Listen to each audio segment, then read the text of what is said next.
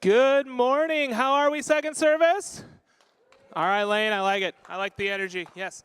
My name is Kevin Boyle. I am the Next Gen pastor here at Great Oaks and excited to be here.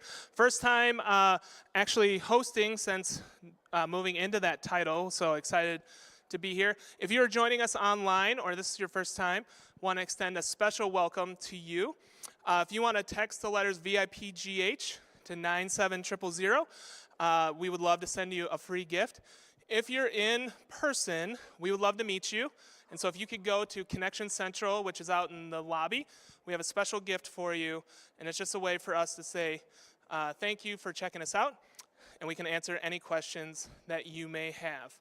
As part of our normal worship, so at Great Oaks, we believe that there's different ways to worship. You can worship through music, which we'll do in a second, through the Word, learning of the Word. And so we are going to be continuing our service, or our series, Favorites. And so Travis Grant is going to be preaching, and we're super excited for him to be preaching about his favorite story, which is David and Goliath, but also through the giving of our tithes and offerings. And so at Great Oaks, you can do that three ways. You can do that in person, you can do that online, or you could do it text to give option by following the prompts on the screen. And so that's just a way of us giving back to God what he has already blessed us with. How many of you are aware that it's back to school season? Anyone? Some of you? Yes. So at our house, my wife has already done all the back to school shopping. So in my mind, I think it's just taking up space at our house opposed to the store, but at least it's done. But as the Next Gen pastor, I think we have some big end of the year events happening. And so I want to make you aware of two of those. And the first one is for our middle school and high school students. We have our big event, Messy Games. And so this is mud volleyball and paint wars combined. And so that's happening July 31st. And so for the middle schoolers coming from 4 to 5:30, if you like to get muddy, this is the event for you. If you like to get messy or paint or just have a ton of fun, this is for you. And if you don't like any of that, just come for the friends, right? Just come for the opportunity to come and just have some fun as middle schoolers. Then we'll have dinner, and so that's combined between middle school and high school. And then the high school takes over. And so for the high school students, and that is an opportunity for them just to go crazy. This is typically our biggest student event of the summer. So we would love for you to invite friends to come to this and just an opportunity to hang out and just kind of celebrate the end of summer before school starts. And then for the kids, we have our bike rodeo. And this is the final power-up of the summer. And so this is my kids' favorite power-up. Super excited. So this is for anyone who's completed kindergarten or going into first grade through fifth grade. We set up kind of obstacle courses and mazes and bike washes and things like that. And so they bring their bikes and they just get to ride all around the parking lot. We even do kind of an off-road thing in the field. And so it's an awesome opportunity. So if you have elementary age kids, this is an opportunity for them to come, have some fun, hear about Jesus. And so this is the final Power Up, August 3rd. At this moment, we would love for you to stand and meet and greet the person around you. And we will continue in our time of worship.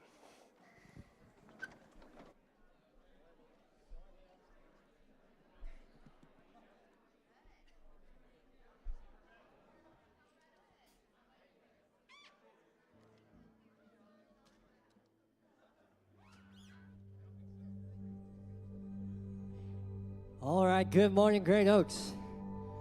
Let's put our hands together this morning.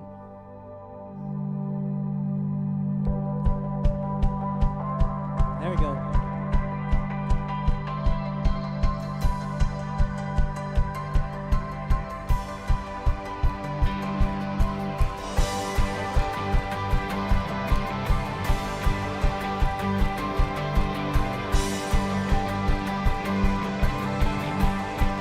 Sing this out. We are a sea of voices. We are an ocean of your praise. Gathered under one name. We are a tide that's rising, and we cannot be contained.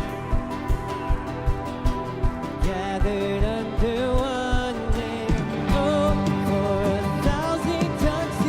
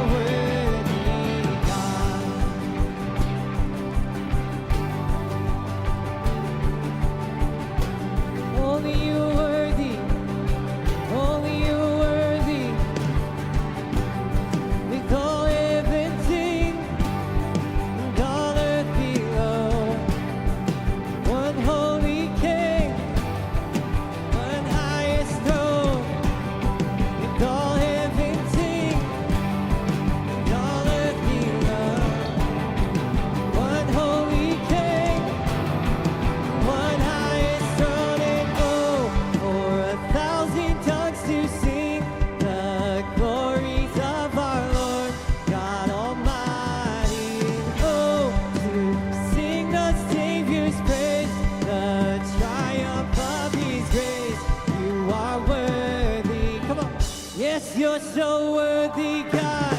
Oh, for 1,000 tongues to sing the glories of our Lord God Almighty.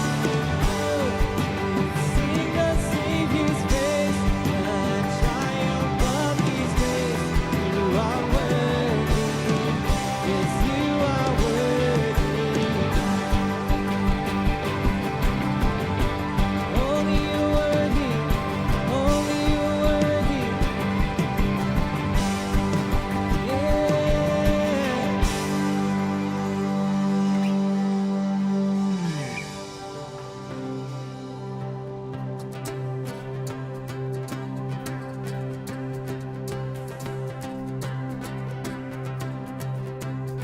I was buried beneath my shame.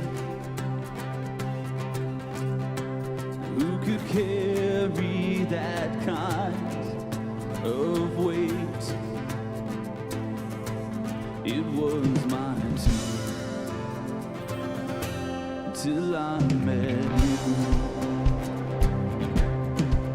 And I was breathing, but not alive. All my failures I tried to hide. It was mine too, Yeah. till I met you. Come on. You called my name.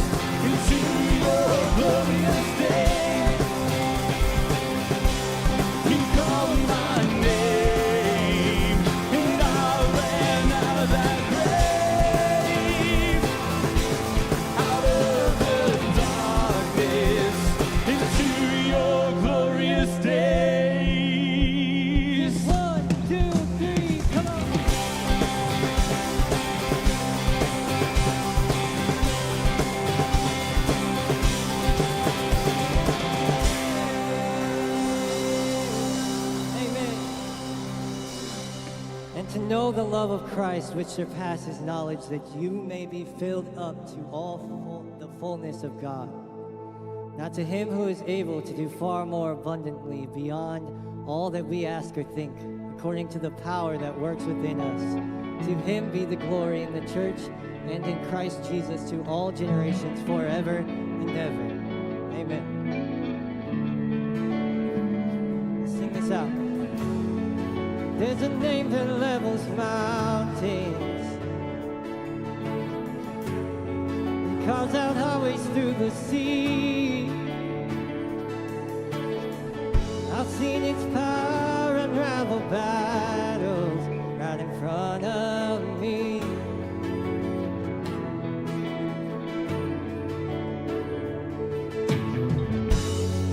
There's a faith that stands defiant. It sends Goliath to his knees. Yes, it does. I've seen his praise unravel shackles right off my feet. But come on, that's the power. 'Cause that's the power of your name. Just a mention makes a way. Giants fall and strongholds break in this evening. That's the power that I claim. It's the same that rose the grave. And there's no power like the mighty name of Jesus. Yeah.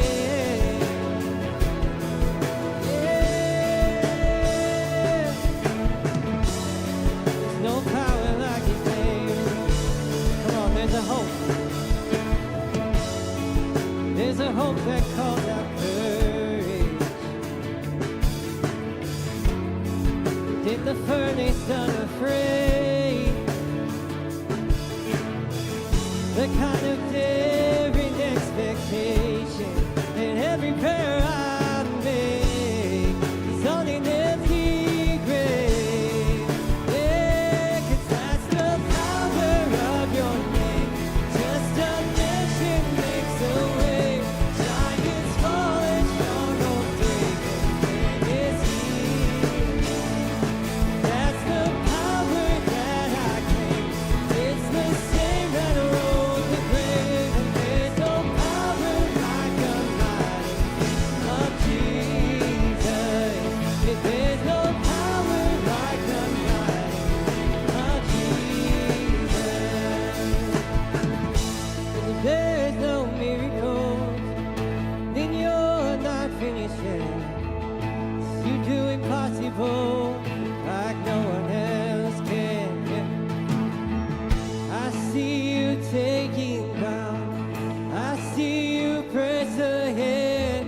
Your power is dangerous to the enemy's camp.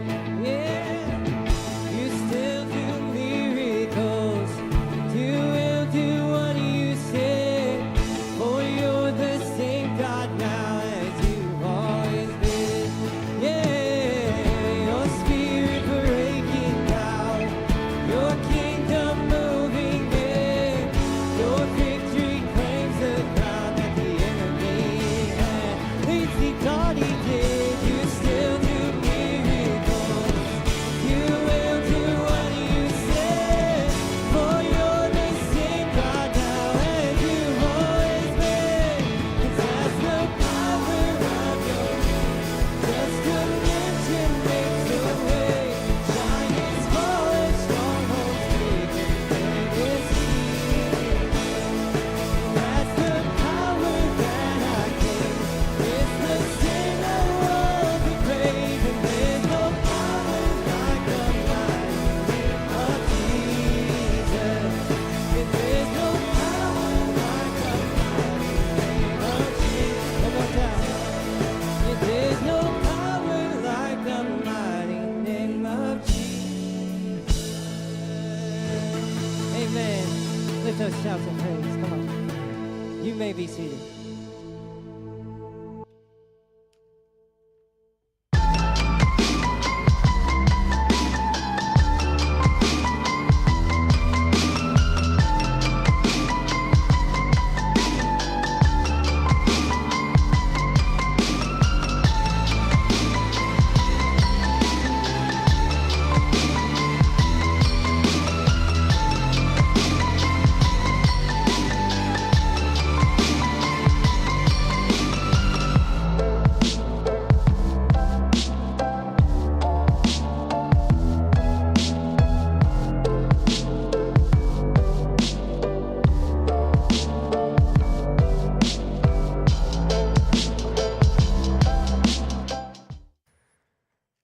Good morning, everyone.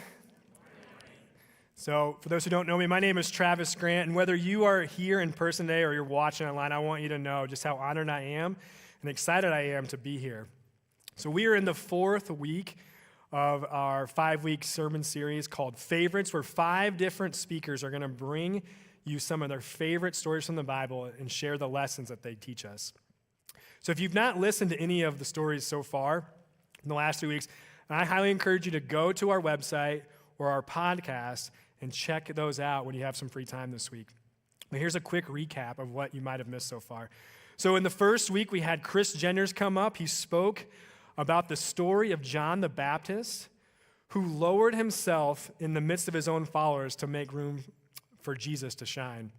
And then week 2, we had Pastor Paul come up, and he shared the story of Joseph from the book of Genesis, highlighting how we can learn to take a godly perspective in spite of life's most difficult challenges. And then last week we had a special guest. Her name is Megan Peterson, and she came up to share the story of the woman who anointed Jesus' feet, as told in the book of Luke, and how that story reveals the truth that Jesus extends forgiveness to all who choose to receive it. And today, I'm going to be sharing one of my absolute favorite stories in the Old Testament. It's the story of David and Goliath, and I'm going to do my best to help show how this story illustrates what a life looks like when its identity is transformed by God. So before I get into it, I want to make a point. So first service, I failed to acknowledge that I have a broken hand. And so to get into character for this story, I did some research, and I was trying my best to exemplify David, and I found a sling, and I was slinging around my house, and I ended up breaking some bones in my hand. That's not true at all, but it's way more exciting than that true story, which I just heard it playing baseball. So anyway, whether you are familiar with the story of David and Goliath because you heard it growing up in Sunday school, or because you've heard it referenced in pop culture, or you're hearing it for the very first time today, I want you to know, my hope is that at the end of this sermon, that you're going to see some of the things that this story can tell us about our relationship with God and who He is. Ultimately, this story teaches us that our identity is determined by who or what we put our faith in, and the consequences of making that decision are life-changing. So before I begin to unpack this story, I want to first briefly share a portion of my own story so you can kind of hear my heart and know that this sermon is as much, and it has been as much for me in my life as it is for anyone else who's listening today. For those who don't know, this is actually my my second time preaching from this stage. First time was about 30 minutes ago. And how I managed to make my way up here is truly a mystery, but it's really just evidence that God is actively working in our lives, and it's by His grace that I'm here. So back in 2017, my wife, Julie, and I got married, and we began searching for churches. We found our way to Great Oaks. And when we first started attending, I made a point to come in, sit in the far back, way back there, as far from this stage as possible and as close to that exit as possible. So my goal was to hear the sermon, soak it up, and leave without being noticed or having to talk to anybody, because as an introvert, this is just what's most comfortable. And so I want to make a point. You guys back there, I see you, okay? And this sermon is mostly for you, okay? It's really for everybody, but I know who you people are, okay? So at that stage in my life, I was pretty naive of how God works in people. But I also made a vow as we began searching for churches that I would make a genuine effort to grow in my faith wherever we landed. And so as I look back, it's funny just how naive I was. My wife, Julie, and I, we're big fans of remodeling shows, home remodeling shows, especially shows like Hometown and Fixer Upper. And so I make this analogy. At that stage in my life, I really believed that I just needed like a fresh coat of paint on my life. But God was about to come in, and like Joanna Gaines was going to start knocking down walls and searching for all that original shiplap and try to restore it. And so at Great Oaks, when we came here, I kept hearing the pastors come up on stage and make comments and present opportunities to take my next steps towards God. And so I didn't always know what that looked like, but then I would hear him say things like, sign up for one of our classes, or learn how you can be on a serve team, or consider joining a life group. And so I would hear these things, and at first I was very reluctant. And I had no desire to really do any of these things. I didn't really want to meet people or interact with new people, especially the people at that point in my life that I had labeled church people. But God was going to show me just how wrong I was about some of those preconceived notions. I was comfortable inside my personal bubble, but I also had this surreal feeling that God was trying to do more in me. I was not thrilled about stepping outside of my comfort zone, but I could sense God was inviting me to walk through certain doors as long as I could begin taking some of those initial steps toward Him. And so what happened over the next year or so is really difficult to describe. But by the end of that year, I had attended every single Sunday service for at least 6 months, which was astounding to me because growing up, I had never made it 3 or 4 Sundays in a row. I had taken every class that Great Oaks offered at that time just to soak up everything they were teaching. I was invited to serve and be a part of Great Oaks' original online church team, which in itself is kind of an amazing thing because God almost knew I was too nervous and timid to share my faith in the Bible with people out loud, so He put me behind a screen to do it with people online.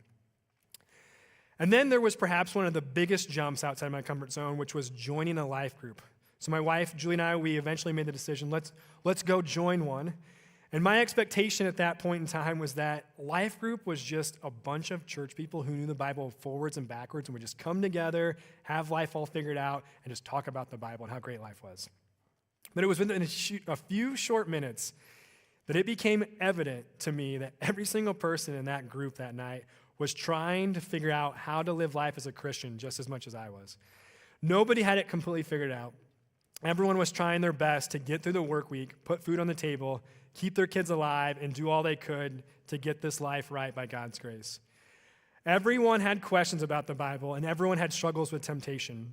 But everyone also had a legitimate eagerness to learn and listen and love. And it was because of that that the discussions were rich and authentic and refreshing. And by the end of that first night, I found myself opening up to people who were basically strangers to me.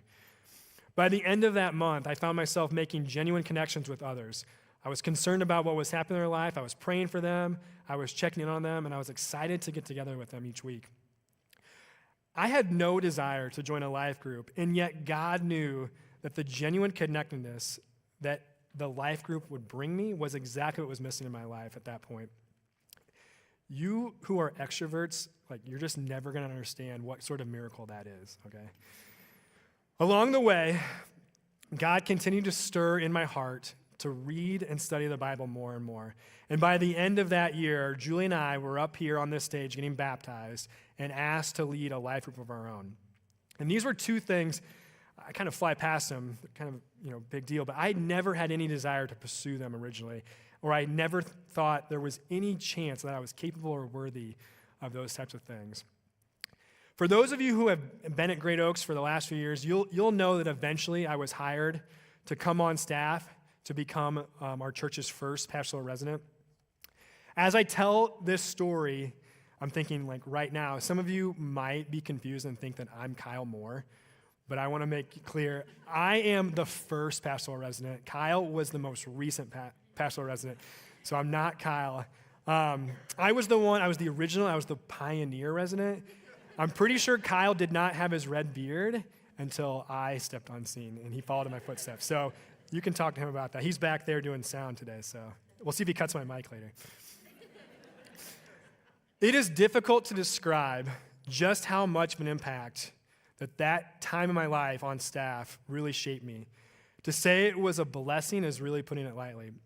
I served in that capacity for about 18 months before making the decision to step down and finish my master's degree in counseling, which I had delayed completing while on the staff here. Shortly after receiving my degree, in the midst of COVID, I was hired to be a school counselor at the high school that I attended as a teenager. In another twist of fate, God opened yet another door that I had no plans of pursuing. And now I help build God's kingdom in the community in which I was raised and grew up in, and so desperately tried escaping when I was younger. So I share that brief testimony for 3 reasons. First, for those of you who have been involved in my life at Great Oaks in any capacity over the last few years, and all that we've gone through as a church, I wanted you to know that I am still here and I am truly thankful to call this church my home. Second, because I believe in the mission here at Great Oaks. It is easy to be cynical and think that the opportunities that are offered from this stage are to the benefit of the church or the church staff or others here. But I am living proof that something special can happen inside a person if you simply make a decision to come and see and you make a commitment to walk with the Lord one step at a time.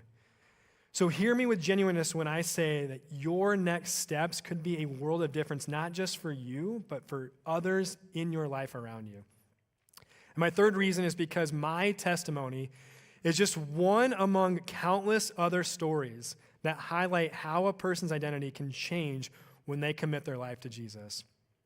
The story of David and Goliath offers the same sort of message, but it is perfectly crafted by the Holy Spirit to make some deeper takeaways about how we can discover our true identity in Jesus.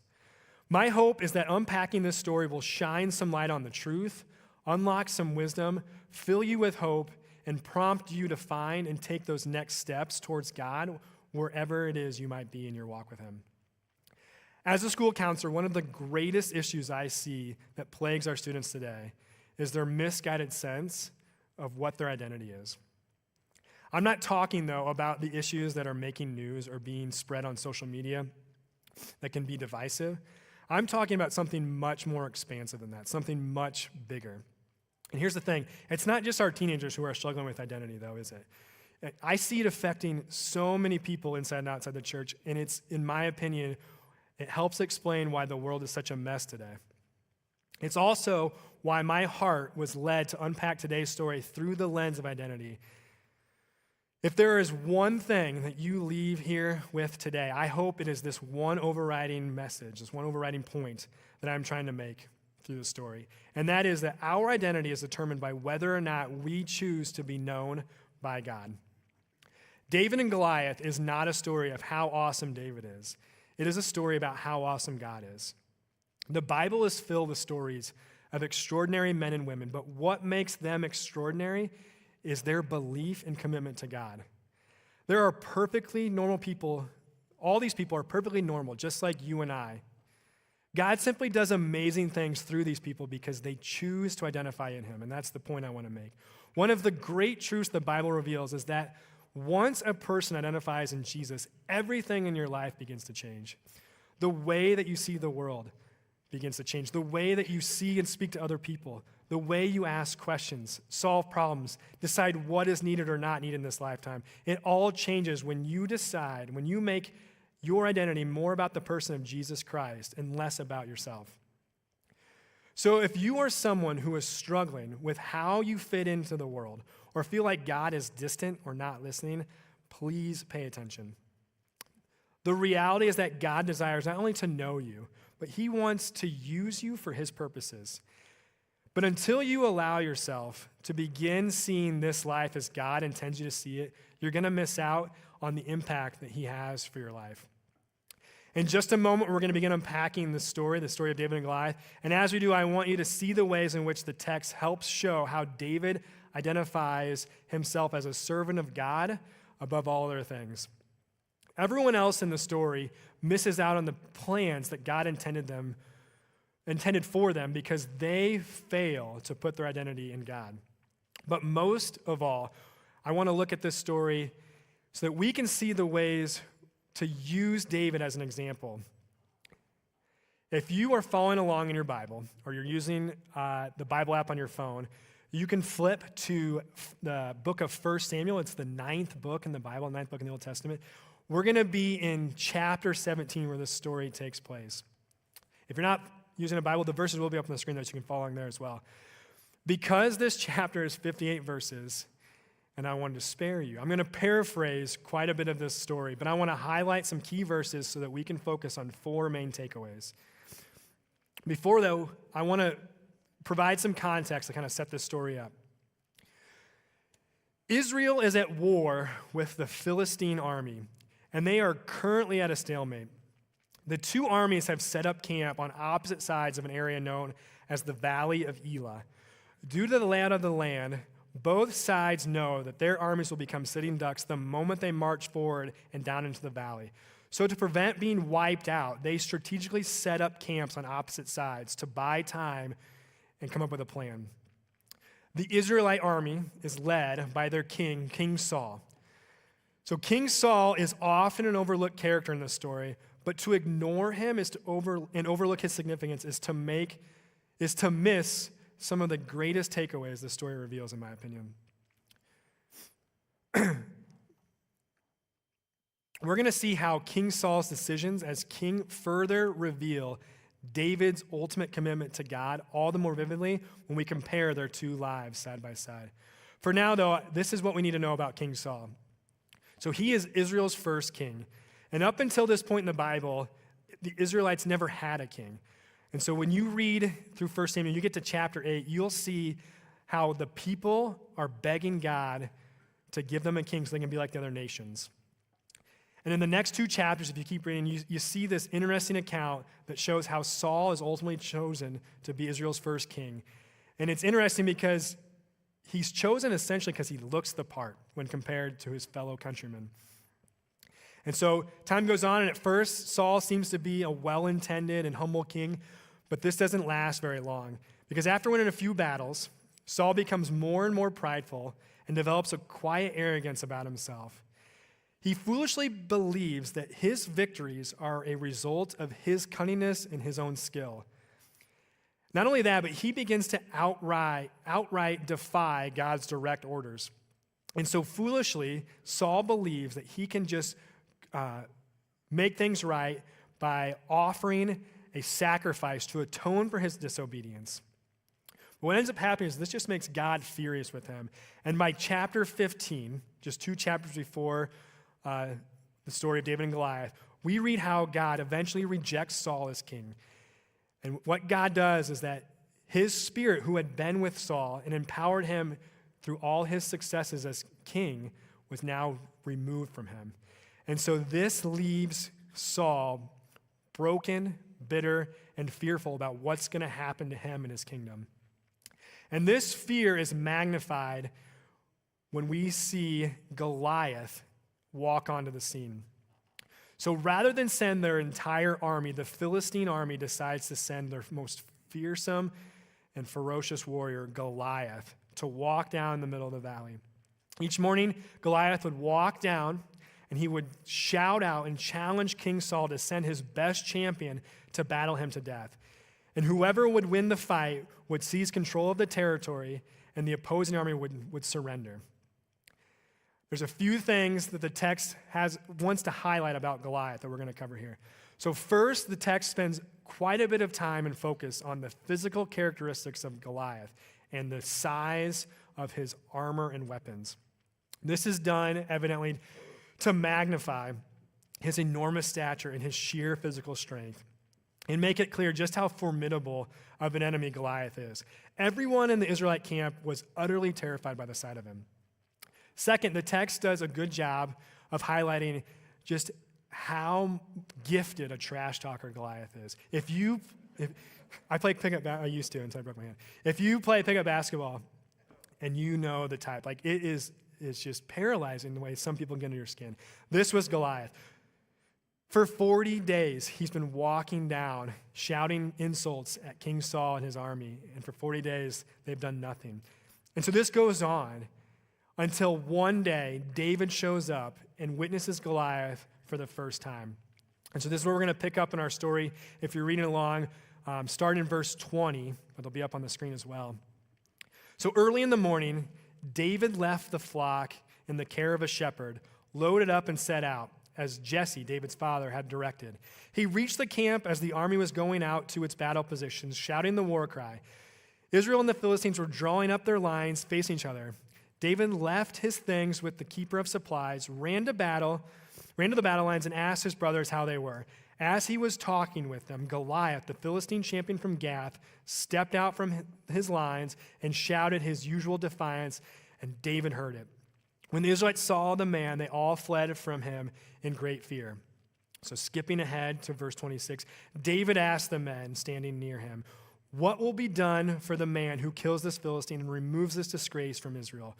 Who is this uncircumcised Philistine that he should defy the armies of the living God?" As we unpack this story, as we go through these first few passages, I want to make my first main takeaway, which is we discover our identity when we face challenges that others avoid. There are two things to note from the passage we just read. First, David does not show up looking for a fight. There is a strong message in the world today that prompts us to go out in search of our personal ambitions, whatever those might be, in order to become the best and truest version of ourselves at whatever cost. The Bible contains a very different message, though. David's rise to prosperity and power as king of Israel does not happen because he was setting out for it. It happens because he simply listened to God and obeyed him. Second, David's response to Goliath differs from everyone else in Saul's army. Rather than cower in fear, David starts asking questions. He says, "Who is this uncircumcised Philistine that he should defy the armies of the living God?" Now, as you read that, I want you to see David is not searching for more details about Goliath so he can size him up and decide, can I beat this guy in a battle or not? David wants to know why Goliath has been allowed to hurl insults towards God's chosen people for the last 40 days and why no one has stood up to do anything about it. David is searching for someone who is going to stand up to Goliath and deal with him. And when no one makes any notion that they will stand up and face Goliath, David, this young shepherd boy with no military background, decides he's going to stand up and he's going to face the challenge that everyone else is avoiding. And so his response leads us to my second main takeaway, which is we discover our identity when we act in faith and not in arrogance. Follow along with me as I pick up again in verse 32. It says this, David said to Saul, "Let no one lose heart on account of this Philistine. Your servant will go and fight him." And Saul replied, You are not able to go out against this Philistine and fight him. You are only a young man, and he has been a warrior from his youth. For the sake of time, I'm going to skip over the next 5 verses, which describes how David, as a shepherd, would be attacked by lions and bears, but because God would protect him, he would just take them out, I guess. So he tells Saul this to convince him, like, no, trust me, like, I'm good. And so Saul eventually relents and agrees to let David fight. And he says this starting in verse 8, Then Saul dressed David in his own tunic. He put a coat of armor on him and a bronze helmet on his head. David fastened on his sword over the tunic and tried walking around because he was not used to them. "I cannot go in these," he said to Saul, "because I am not used to them." So he took them off. Then he took his staff in his hand, chose 5 smooth stones from the stream, put them in the pouch of a shepherd's bag, and with his sling in hand, approached the Philistine. So I love this conversation between David and Saul, and there's a few reasons. So first, because as I read it, I get the sense that this meeting, this conversation, has been divinely created and set up by God to help illustrate some of the key differences that we're going to see in these 2 men who will both represent Israel as king. In these passages, we can clearly see how differently Saul and David are viewing their present circumstances. David, this young shepherd boy who's never fought in any military battle, is coming to King Saul saying, "Don't lose heart. I will go and fight Goliath." So I read that. I can only wonder what type of immediate reaction Saul has, right? Like, I'm wondering, did he laugh out loud, believing, like, this little boy is so ignorant and foolish? Like, who is he? Who is this guy that thinks he's going to fight this giant? So I wonder then, how long was it before he started to take David seriously? I think maybe a better description of what Saul was thinking, though, is that as he watched David, he grew more terrified because he could probably witness and see God's presence on David. And for someone who had already lost so much when God's presence left him, and his number one fear at that point now was what would happen to his kingdom, I think that he was really terrified and recognized that this young boy is probably the man who's going to replace me. Regardless, though, of what that conversation looked like, the conversation between Saul and David revealed clearly how different a life identified by God looks from one outside of God. Where David acts out of faith, Saul acts out of arrogance. And there's even this imagery that we see in how Saul's armor and weapons are handled. So David rejects the armor not just because it does not fit him physically and it's uncomfortable, but I believe it's because it limits him spiritually. As he puts this on, it just becomes a burden for him, preventing him from seeing things as God is having him see it as he walks into the valley towards Goliath. And this, in my opinion, sets up my third main takeaway, which is that we discover our identity when we realize victory depends on God and not us. So, picking back up in verse 41, read with me, and we're going to finish out the rest of the story. It says, "Meanwhile, the Philistine, with his shield bearer in front of him, kept coming closer to David. He looked David over and saw that he was little more than a boy, glowing with health and handsome, and he despised him. He said to David, 'Am I a dog that you come at me with sticks?' And the Philistine cursed David by his gods. 'Come here,' he said, 'and I'll give your flesh to the birds and the wild animals.'" And this is where the story is really awesome, in my opinion. David said to the Philistine, "You come against me with sword and spear and javelin, but I come against you in the name of the Lord Almighty, the God of the armies of Israel, whom you have defied. This day the Lord will deliver you into my hands, and I'll strike you down and cut off your head. This very day I will give the carcasses of the Philistine army to the birds and the wild animals, and the whole world will know that there is a God in Israel. All those gathered here will know that it is not by sword or spear that the Lord saves, for the battle is the Lord's, and he will give all of you into our hands." As the Philistine moved closer to attack him, David ran quickly toward the battle line to meet him. Reaching into his bag and taking out a stone, he slung it and struck the Philistine on the forehead. The stone sank into his forehead, and he fell face down onto the ground. So David triumphed over the Philistine with a sling and a stone. Without a sword in his hand, he struck down the Philistine and killed him. What an image. And for a moment, I want you to just imagine being one of the onlookers at one of the camps watching this. I mean, can you picture it? Like jaws just wide open in disbelief as everyone just witnessed this seemingly ordinary shepherd boy walk up with a staff and a sling, and not only just slayed Goliath, but did so with such boldness and confidence.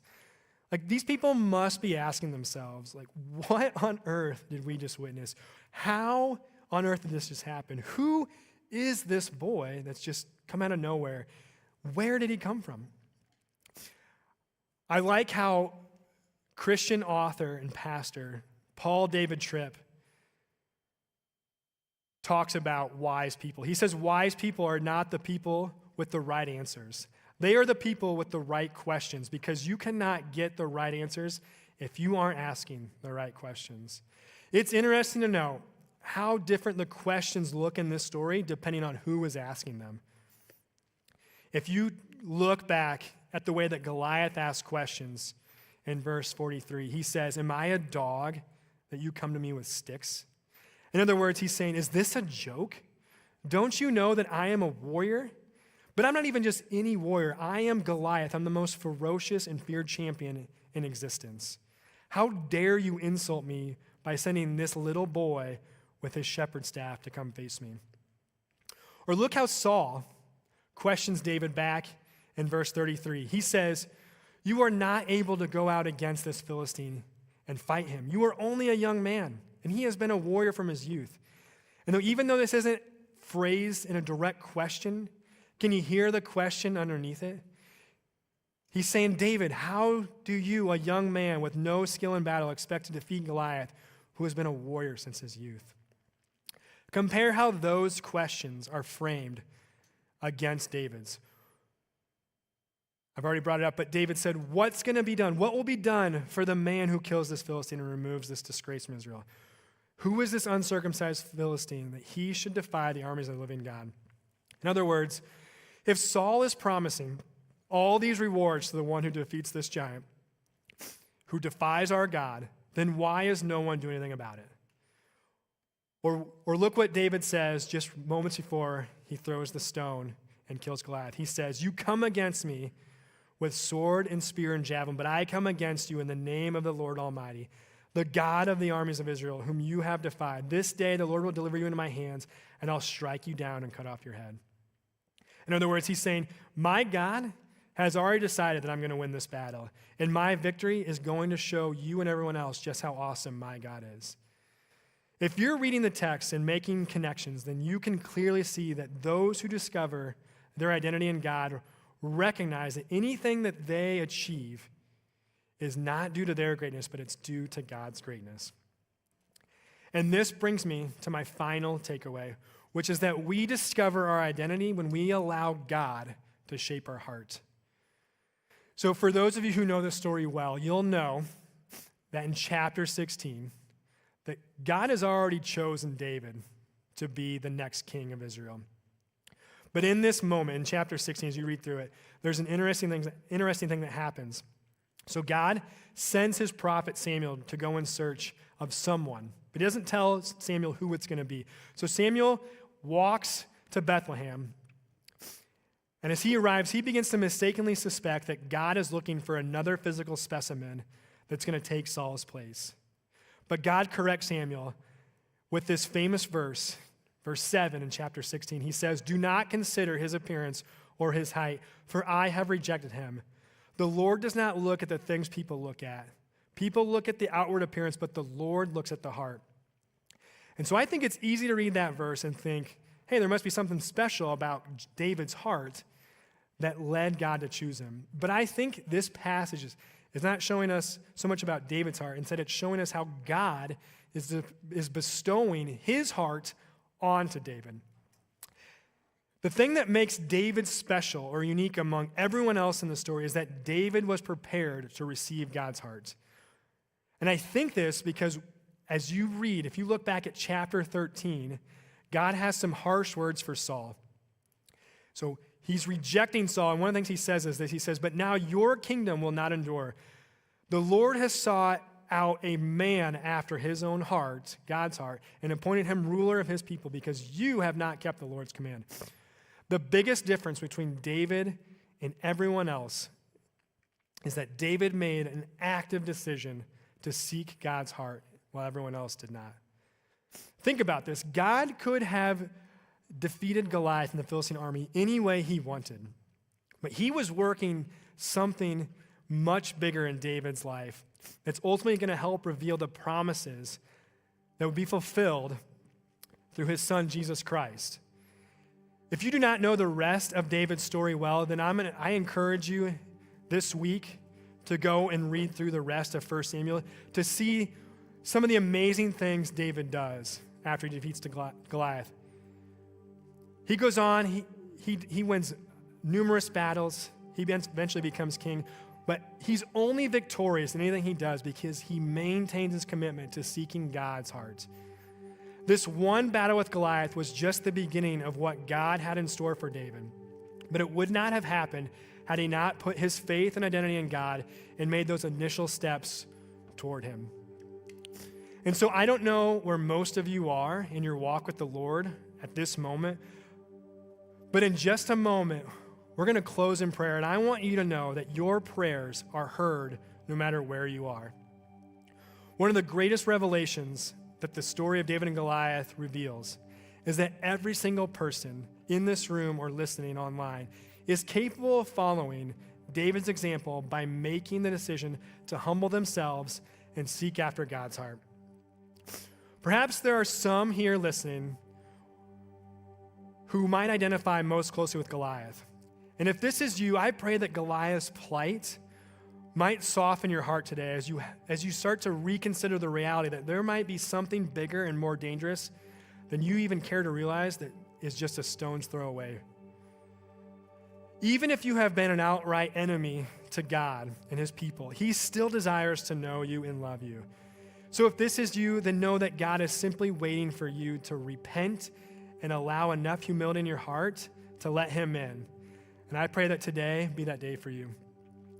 If you find yourself identifying more like Saul and you're paralyzed by fear, then please hear me out that God desires to rescue you as much as he's rescued anyone else in this world.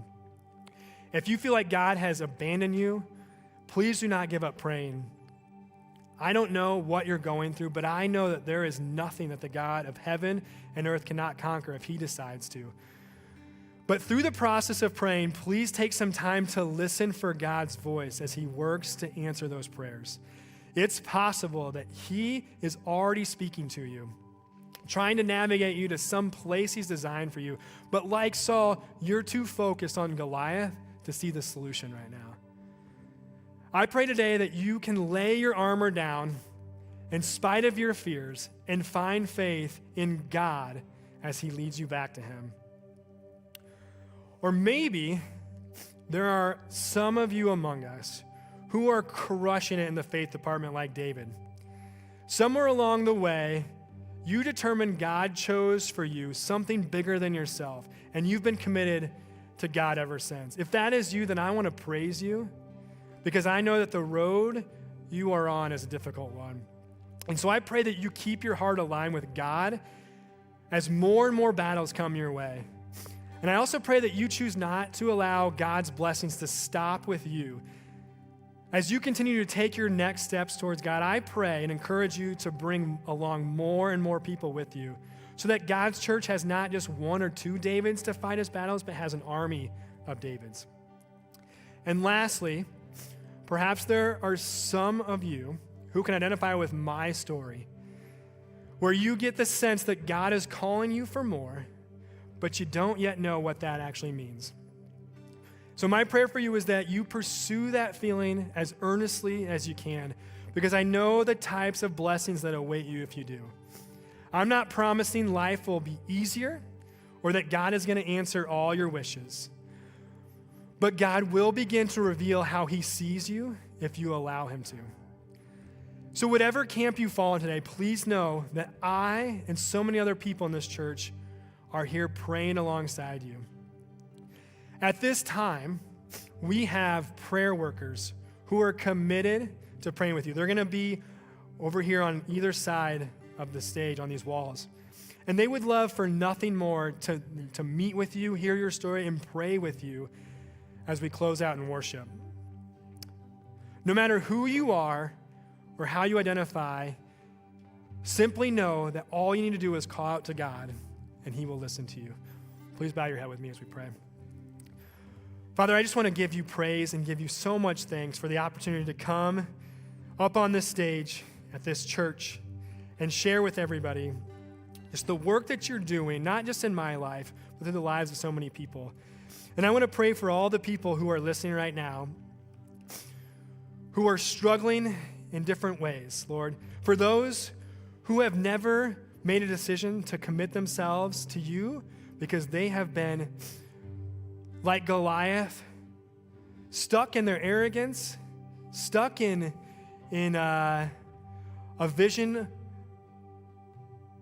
that is misguided on what the world truly is. Lord, I pray that you would soften hearts and that you would bring them to their knees so that they could humbly come to you.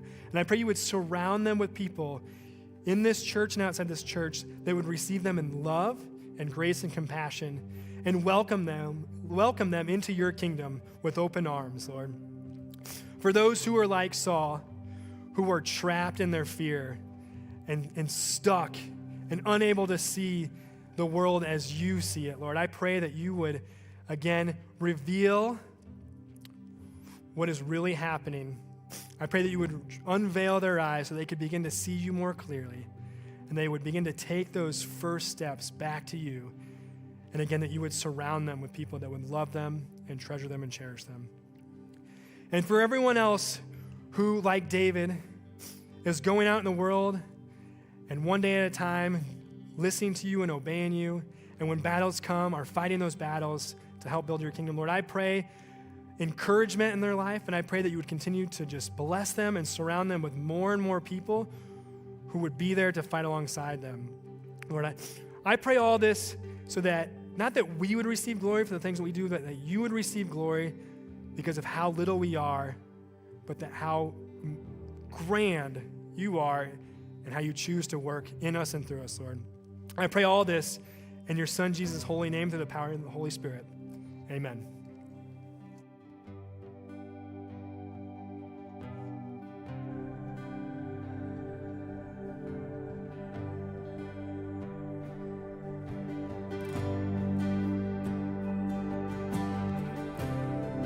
Would you stand and respond and worship with us?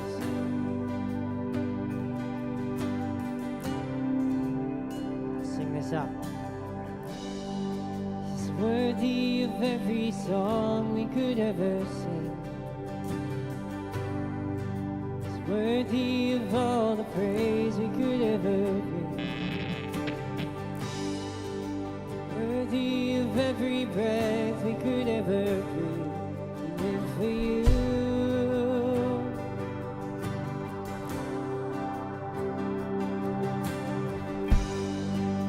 Jesus, the name above every other name. Jesus, the only one who could ever save. He's worthy of every breath we could ever breathe. We live for you. For you're holy and holy. There is no one like you. There is none beside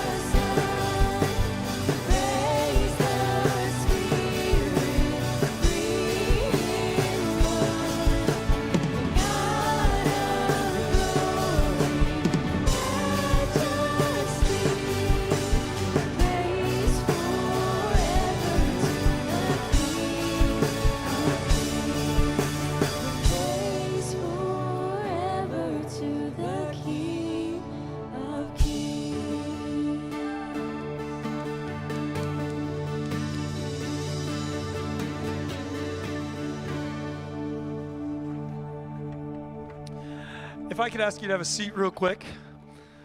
I know some of you are like, how many times are we going to have to sit down at the end of service? There's a lot of announcements going on. And Kevin and I have a super exciting announcement. But before we get there, I do know that there have been a lot of staff changes. And some people are asking, so what's everybody do again? And one of the most common questions we get is, what's Kevin going to be doing? And so I want to talk to you a little bit about Kevin's role, because I'm super excited that Kevin accepted the role as Next Gen pastor. And he really has 3 things he's going to focus on as we move forward.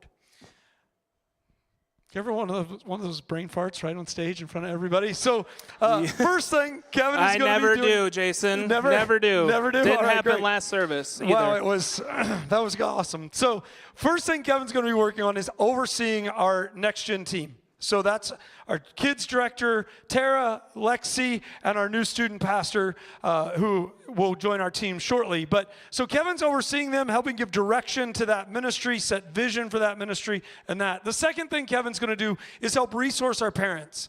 We believe that as parents, I know as a parent, I need people to walk alongside of me, to help me out, to encourage me, and to work with that. And Kevin's going to take on that responsibility to help it oversee parents doing those things. And then he's going to build a young adult ministry for those 18 to 25 to help them connect and plug in and grow in their faith as well. And so that's the 3 things Kevin's going to be doing, and he's got a super exciting announcement to make. Yeah, so I'm excited to be stepping into the Next Gen role, and so obviously I've been overseeing students, and that's kind of my background, and so still very much involved with student ministry, and so I have a special announcement with that.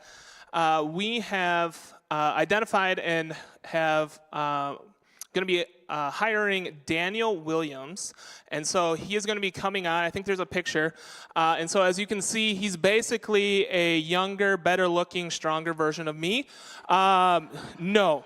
Actually, I'm kidding. I say that because he's not at all like me, and that's one of the things that I'm super excited as building this Next Gen team. And so with Tara coming on and her talents and skills, and Lexi and Daniel and myself having very different personalities. And so as we've been trying to bring and develop and build a Next Gen team to best serve the students and the kids here and eventually young adults, but be able to reach a very different demographic. And so I'm excited for him. He has a lot more energy than me, and so I'm excited for that. I'm excited for the students to get to know him. He is very passionate about students. Some of our high schoolers got to meet him at a pool party. Our boys attacked him, and I believe he suplexed one of the boys into the water, which was fantastic. And so if you, for another promo, we have our Messy Games happening July 31st, not January, July. Everyone say it with me, July. Awesome. July 31st, you have an opportunity to come and meet him. But he has an amazing story, testimony, and so kind of talking about identity, like that's one of the things that he, like hearing God work in his life on identity. And so I'm excited for him to be joining our team. And I think Jason has another exciting announcement. Yeah, so for those of you who are like, this is a lot of staff. We are now a complete team. For the first time since I started, we have a complete staff team. Super excited about that. I also don't want this to go over your heads, because some of you might be thinking, wow, this was really fast. This is not normal. There are churches out there looking for great quality people who can talk without clearing their throat in the microphone every day, and who are not finding them. God is at work in this place. We have, and God has brought to us an incredible team. And I am so excited to serve alongside of this team and to see where God's going to take us in the future. So please be praying. I am excited to see how God uses each one of us to take his message of love and grace and forgiveness to a community around us that desperately needs to hear it. So please be in prayer for that. Thank you so much for joining with us this Sunday. Have a great week. God bless, and we'll see you right back here next week.